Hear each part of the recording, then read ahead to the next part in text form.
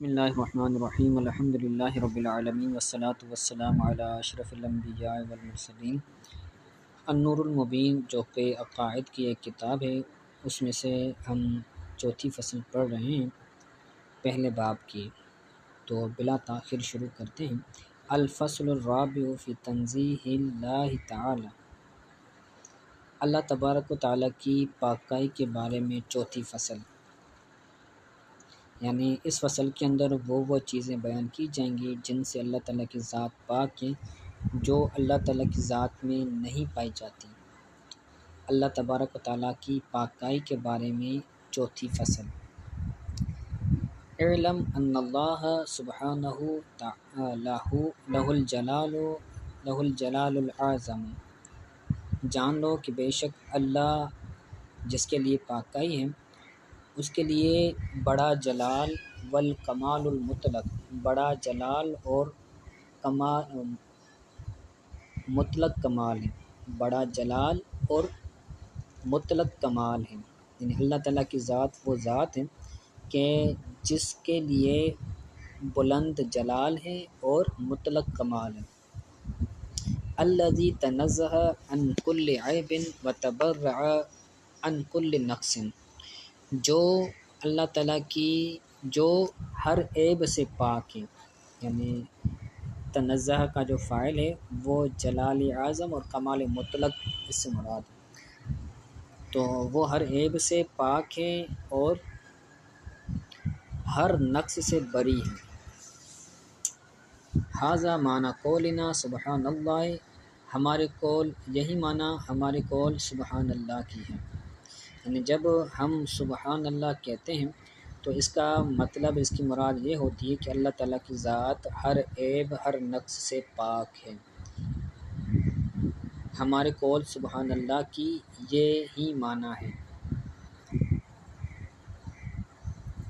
یہاں پر معنی جو ہے یہ خبر بنے گا، ھذا مبتدا معنی مضاف، پھر یہ آگے مضاف الیہ مل کر یہ سارا بنے گا، مبتدا اور خبر بنے گا اور ھذا مبتدا۔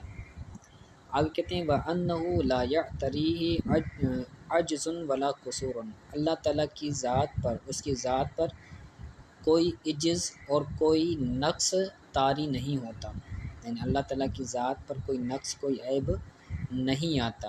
اللہ تعالیٰ فرماتا ہے وَمَا كَانَ اللَّهُ لِيُعْجِزَهُ مِنْ شَيْءٍ فِي السَّمَاوَاتِ وَلَا فِي السَّمَاوَاتِ وَلَا فِي الْأَرْضِ، اللہ تعالیٰ کو زمین و آسمان میں کوئی چیز نہیں جو عاجز کرے، زمین و آسمان میں کوئی چیز نہیں جو اللہ کی ذات کو عاجز کر سکے۔ یعجزہ یعنی اللہ تعالیٰ عجز سے پاک ہے۔ قصور کا مطلب ہوتا ہے قاصر ہونا، کوئی کام نہ کر پانا، عاجز ہونا اور قاصر ہونا یہ اللہ تعالیٰ کی ذات میں نہیں پائے جاتے، کیونکہ یہ عیب ہے اور اللہ تعالیٰ ہر عیب سے پاک ہے۔ وقال تعالی وَلَقَدْ خَلَقْنَا السَّمَاوَاتِ وَالْأَرْضَ وَمَا بَيْنَهُمَا فِي سِتَّةِ أَيَّامٍ وَمَا مَسَّنَا مِنَ اللُّغُوبِ، اللہ تعالیٰ فرماتا ہے کہ تحقیق آسمانوں زمینوں اور جو ان دونوں کے درمیان ہیں ہم نے 7 دنوں میں پیدا کیا، اور ہمیں کسی تھکاوٹ نے نہیں چھوا۔ لغوب کا مطلب ہے تھکاوٹ، سستی۔ مسنا ہمیں نہیں چھوا، من اللغوب کسی تھکاوٹ نے۔ لغوب کا مطلب بتا رہے ہیں اللغوب واللغوب والاعیاء والتعب، وہ سستی اور تھکنا ہے، یعنی 7 دنوں میں اللہ تبارک تعالیٰ نے زمین و آسمان جو ان کے درمیان ہیں سب کو پیدا کیا، لیکن اللہ تعالیٰ قاصر ہونے سے اور عاجز ہونے سے پاک ہے، اور اللہ تعالیٰ تھکا نہیں یہ بنانے سے، تو اللہ تعالیٰ اس سے پاک ہے۔ تو اس فصل میں وہ چیزیں بیان کی جا رہی جو اللہ تعالیٰ جن چیزوں سے پاک ہے۔ وَأَنَّهُ اور چیز بیان کرتے ہیں کہ جن سے اللہ تعالیٰ پاک، کہتے ہیں أَنَّهُ لَا يَغْفُلُ وَلَا يَنَامُ، اللہ کی ذات نہ غافل ہوتی ہے نہ سوتی ہے۔ اللہ تعالیٰ فرماتا ہے کہ لا تأخذه سنة ولا نوم، اسے نہ اونگ لیتی ہے نہ نیند، نہ اسے اونگ لیتی ہے نہ ہی نیند، یعنی اللہ تعالیٰ نیند وغیرہ سے پاک ہے۔ وَأَنَّهُ لَا يَجْرِي عَلَيْهِ الْخَطَأُ وَلَا النِّسْيَانُ، اس کی ذات پر نہ غلطی جاری ہوتے ہیں نہ ہی نسیان بھول، اللہ تعالیٰ سے نہ خطا واقع ہوتی ہے نہ ہی نسیان واقع ہوتا ہے۔ اللہ تعالیٰ فرماتا ہے لا یضل ربی ولا ینسا، میرا رب نہ بہکا نہ ہی بھولا، یا دل کا مطلب یہاں پر کریں گے بہکنا، میرا رب نہ بہکا نہ ہی بھولا۔ تو ہر عقیدہ بیان کر رہے ہیں، اس کے بعد اس آیت دلیل کے طور پر بیان کر رہے ہیں۔ تو اللہ تعالیٰ خطا، غلطی کرنے اور بھولنے سے پاک ہے۔ اسی طرح وَأَنَّهُ عَدْلٌ فِي جَمِيعِ أَحْكَامِهِ وَأَفْعَالِهِ لَا يَظْلِمُ وَلَا يَجُورُ، اللہ تعالیٰ اپنے تمام احکام میں اور اپنے تمام کاموں میں عدل کرنے والا ہے۔ عدل یہ مصدر ہے، اور یہاں مصدر بمعنی فاعل کے ہے، کہ اللہ تعالیٰ کی ذات اپنے تمام احکاموں اور اپنے تمام کاموں میں عدل کرنے والا ہے۔ لا یظلم ولا یجور، نہ اللہ تعالیٰ ظلم کرتا ہے نہ زیادتی کرتا ہے۔ یجور کا مطلب ہے زیادتی کرنا، ظلم سے اللہ تعالیٰ کی ذات پاک ہے، کیونکہ ظلم کرنا یہ عیب ہے۔ وَكُلَّ نِعْمَةٍ مِّنْهُ فَضْلٌ، اور ہر نعمت اللہ کی طرف سے فضل ہے۔ کل نہیں ہونا چاہیے، اس کو کل ہونا چاہیے، کل نعمت منہ فضل، کیونکہ یہ مدابل مل کر یہ بنے گا مبتدا۔ تو کل نعمت منہ فضل، اس کی طرف سے ہر نعمت فضل ہے، مہربانی ہے۔ وکل نقمت منہ عدل، اس کی ذات سے ہر سزا عدل ہے۔ نقمتن کا مطلب ہے سزا دینا، ٹھیک ہے۔ تو اللہ تعالیٰ اگر کسی کو سزا دیتا ہے تو وہ کیا ہے؟ عدل ہے۔ نعمت کرنا فضل ہے اور سزا دینا عدل ہے۔ لِأَنَّهُ مَالِكُ كُلِّ شَيْءٍ وَلِلْمَالِكِ أَن يَفْعَلَ فِي مُلْكِهِ مَا يَشَاءُ، کیونکہ وہ ہر چیز کا مالک ہے، اور مالک کے لیے ہے کہ وہ اپنی ملک میں جو چاہے کرے۔ مالک کے لیے جائز ہے کہ وہ اپنی ملک کے لیے جو چاہے کریں۔ ملک میں یہ ملک بھی ہو سکتا ہے، ملک بھی ہو سکتا ہے۔ تو ملک ملک دونوں ایک ہی چیز ہے، یعنی جس چیز کا وہ مالک ہے۔ جیسے بادشاہ ہے تو بادشاہ اپنے ملک کا مالک ہوتا ہے، جو چاہے کرے۔ وَيَتَصَرَّفُ فِي عِبَادِهِ كَمَا يَشَاءُ، اور اپنی عباد میں، اپنے بندوں میں جیسے تصرف کرنا چاہے کر سکتا ہے۔ اللہ تعالیٰ فرماتے ہیں لا يُسْأَلُ عَمَّا يَفْعَلُ وَهُمْ يُسْأَلُونَ، جو وہ کرتا ہے اس بارے میں اس سے سوال نہیں کیا جائے گا، بلکہ وَهُمْ يُسْأَلُونَ، اور ان سے پوچھا جائے گا۔ جو کافر ہیں، جو مخلوق ہیں، وہ جو کام کرتے ہیں ان سے ان کا حساب لیا جائے گا، لیکن اللہ تعالیٰ کی ذات جو کرتی ہے اس بارے میں اللہ سے کوئی سوال نہیں کر سکتا، کوئی سوال نہیں کیا جائے گا، ٹھیک ہے۔ وَأَنَّهُ تَعَالَى لَا يُشْبِهُ شَيْئًا وَلَا يُشْبِهُهُ شَيْءٌ، اللہ تعالیٰ کی ذات کسی شے کی مشابہ نہیں۔ یشبہ یہ فعل ہے، وہ ضمیر اس کا فاعل ہے، مراد اللہ کی ذات۔ اللہ کی ذات کسی شے کی مشابہ نہیں، اور نہ کوئی شے اللہ کی مشابہ ہے۔ شیء یہ یشبہ کا فاعل ہے، اور وہ ضمیر اس کا مفعول بہ ہے۔ اللہ تعالیٰ کی ذات کے کوئی شے مشابہ نہیں ہے۔ اللہ تعالیٰ فرماتا ہے لیس کمثلہ شیء وہو السمیع البصیر، اللہ کے جوڑ کی، اللہ کے مثل کی کوئی چیز نہیں ہے، اور وہ سننے والا دیکھنے والا ہے۔ اور اللہ تعالیٰ فرماتا ہے افمن یخلق کمن لا یخلق، کیا جو پیدا کرتا ہے وہ اس کی طرح ہے جو پیدا نہیں کرتا، یعنی ایک ہے پیدا کرنے والا اور ایک وہ ہے جو کسی چیز کو پیدا نہیں کر سکتا۔ تو جو پیدا کرنے والا ہے وہ نہ کرنے والے کی طرح ہے؟ ہرگز نہیں، استفہام انکاری ہے۔ افلا تذکرون، تم غور و فکر کیوں نہیں کرتے؟ ٹھیک ہے، یہ عقائد وغیرہ بیان کیے گئے۔ اب ایک تنبیہ اور ایک نصیحت بیان کر رہے ہیں۔ بسا اوقات قرآن پاک کے اندر، احادیث طیبہ کے اندر ایسی چیزیں آئی ہیں جو اللہ تبارک تعالیٰ کی ذات کے مناسب نہیں ہیں۔ تو ان کی کیا معنی ہے، ان کا کیا مفہوم ہے، اس بارے میں یہ تنبیہ اور نصیحت ہے۔ تنبیہ و نصیحت، یہ تنبیہ اور نصیحت ہے۔ علم انہ ورد فی القرآن والحدیث الفاظ یوہم ظاہر التشبیہ، جان کے قرآن و حدیث میں انہ کے اندر جو ہو ضمیر ہے وہ ضمیر شان ہے، اس کا کوئی مرجع نہیں ہوتا۔ جان کے قرآن و حدیث میں جو الفاظ ایسے وارد ہوئے ہیں جو جن کا ظاہر تشبیہ کا وہم دلاتا ہے۔ جان لو قرآن و حدیث میں ایسے الفاظ وارد ہوئے ہیں جن کا ظاہر تشبیہ کا وہم دلانے والا ہے یا وہم دلاتا ہے۔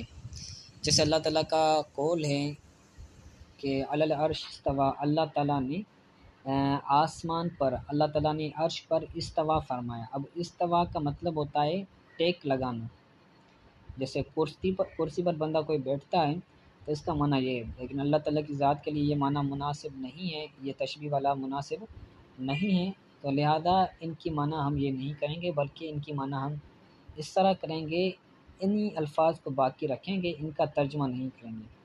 علی العرش استویٰ، اللہ تعالیٰ نے، رحمان نے عرش پر استوا فرمایا، جیسے کہ میں نے پہلے ترجمہ کیا، ٹھیک ہے۔ اور وہ حدیث نزول ہے، اور جو نزول کی احادیث ہیں،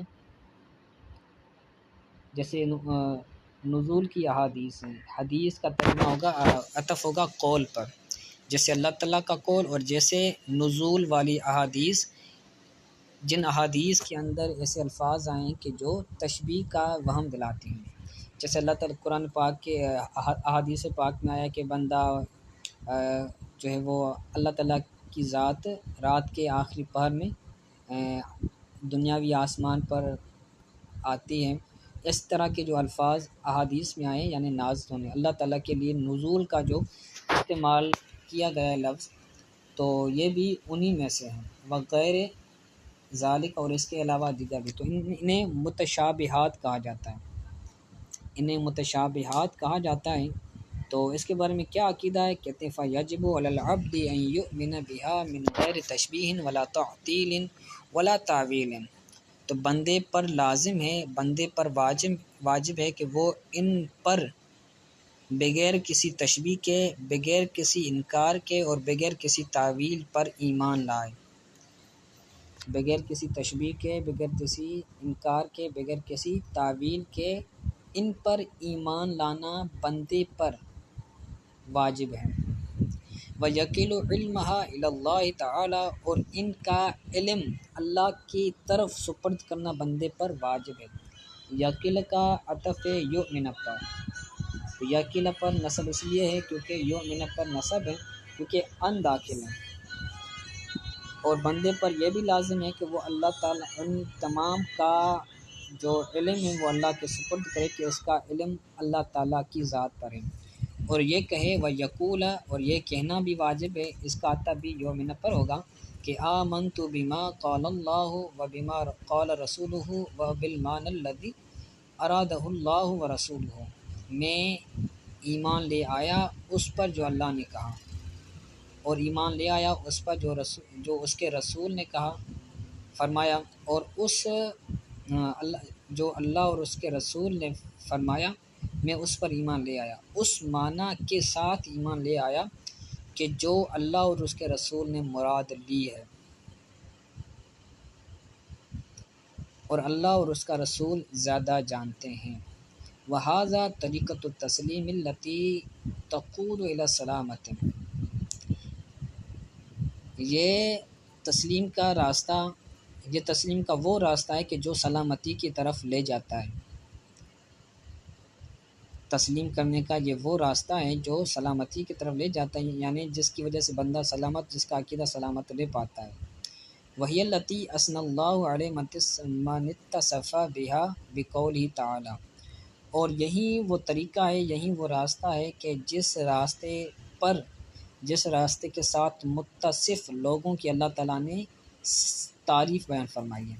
وَهِيَ الَّتِي، اس کے بعد بہا سے ترجمہ کریں گے، اور یہ وہ طریقہ ہے جس طریقے سے متصف لوگوں کی اللہ تعالیٰ نے تعریف بیان فرمائی ہے۔ اپنے اس قول کے ساتھ کہ والراسخون فی العلم یقولون آمنا بہ کل من عند ربنا، علم میں راسخ لوگ کہتے ہیں کہ ہم اس پر ایمان لے آئیں اور ہر چیز کا علم ہمارے رب کی طرف سے، کل من عند ربنا، ہر چیز ہمارے رب کے یہاں سے ہے۔ یعنی اس پر یہی ایمان رکھنا ہے کہ یہ جو الفاظ ہیں ان کی بہتر معنی اللہ تعالیٰ اور اس کے رسول ہی جانتا ہے۔ جیسے الف لام میم، ہم اس کے اندر جلالین جب پڑھتے ہیں کہتے ہیں اللہ عالم بمرادی، اللہ تعالیٰ اس کی مراد کو جاننے والا ہے۔ تو یہ تفویض کہلاتا ہے، ان کی کوئی معنی نہ کی جائے کیونکہ یہ معنی اللہ اور اس کے رسول کو ہی بہتر معلوم ہے۔ وعلی ھذا کان صحابۃ والتابعون وائمۃ المسلمین کذالک، اور اسی پر صحابہ، تابعین اور مسلمانوں کے امام ہیں اسی طرح، یعنی راسخون فی العلم کے اندر یہ تمام آ جاتے ہیں۔ اسی طرح والشافعی و احمد بن حنبل و سفیان و ابن مبارک وغیرہم